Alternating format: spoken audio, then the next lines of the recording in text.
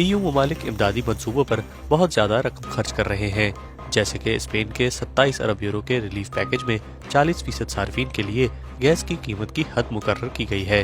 کم آمدنی والے صارفین کے لیے ایک مرتبہ 200 یورو کی ادائیگی اور توانائی کے بلوں پر کوئی ویلیو ایڈڈ ٹیکس نہیں، جبکہ بجلی پر ویٹ کم کر دیا گیا ہے۔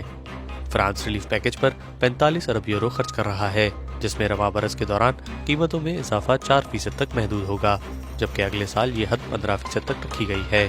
کم آمدنی والے گھرانوں کو ایک مرتبہ 100 یورو دیے جائیں گے۔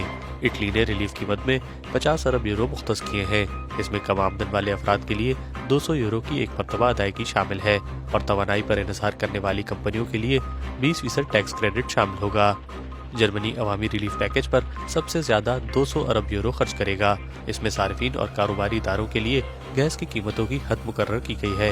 ورکرز اور پینشن حاصل کرنے والے افراد کو ایک مرتبہ اضافی 300 یورو ادا کیے جائیں گے۔ اس کے ساتھ ساتھ ویلیو ایڈڈ ٹیکس میں بھی کمی کی گئی ہے۔ پولینڈ نے امدادی پیکج کے لیے 5 ارب یورو مختص کیے ہیں۔ توانائی کی قیمتوں کی حد مقرر کرنے کے ساتھ ساتھ خوراک، گیس اور فرٹیلائزر پر کوئی اضافی ٹیکس نہیں ہوگا، جبکہ پیٹرول، ڈیزل اور توانائی کے بلوں پر کم ویلیو ایڈڈ ٹیکس لگایا جائے گا۔ لیکن ایک سوال کا جواب ملنا ابھی باقی ہے کہ ان منصوبوں کی ادائیگی کیسے کی جائے گی۔